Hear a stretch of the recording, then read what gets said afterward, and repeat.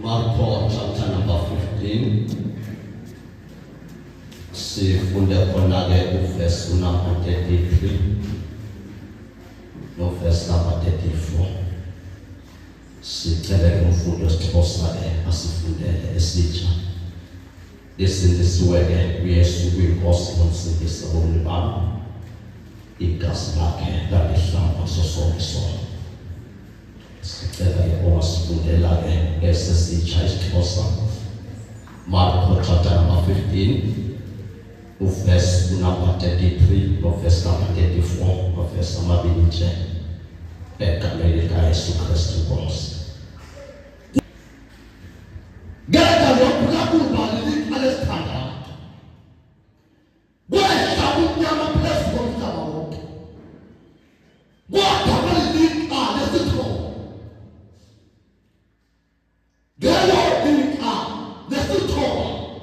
Kodwa kuYesu Kristu esiphi Eloi yabasabatha okuthi ngethetha sana Thixo wami uthishela mina uthi lo mbhali lesuku nelifa lesithandathu laphilanga lomphefumulo lihlele kungamesweni lasukelanga khensa lomhlaba lakubuta phasi kwalapha lomphefumulo wonke umhlaba wahlala kubumnyama abasuthi nabamhlophe abafundile nabafundanga izilumko nesiyatha bonke abasuwayo nabasuwayo wonke umhlaba wahlala kubumnyama sakathi laphe laprofeta lathi lo elimbethelayo uzawuthatha umnyama obuhlele ehliziyweni zabantu lasukilapha lakubuta lathi umhlaba umnyama kodwa lona unamandla osusuka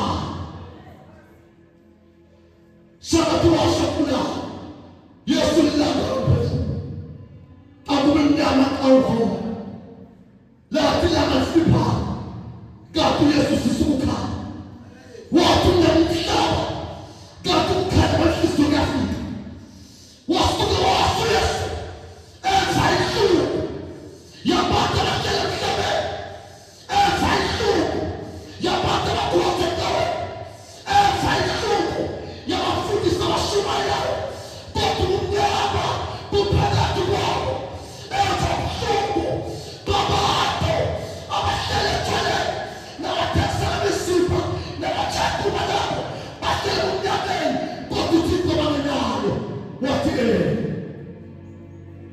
Elohim labasabatha Thixo wakushela sakathi uYesu afumanise yekufa ubuhlungu bekuphila uYesu wenayo bekuphila uThixo wenayo iqhawe yakho nabakhulu bakho nesitho somsazi nabafundisi bakho nabashumayeli beshumayela kodwa bayomnyama uThixo bangenayo wasuka uYesu efihlungu ngaphakathi kwakhe wesa the pain akasakisayisi wathi ahlile umhlalo wakhe sanakhala wathi asakusaba sabefa sanakhala bathi bamthifela ngabathe sanakhala bathi besenza zonke izinto bathi ufaka isikhonkwana esandleni sakhe bamhlaba nasophakweni sanakhala kodwa intambo zakhala kuthi umnyama okufika umhlaba wonke nokulahla uthini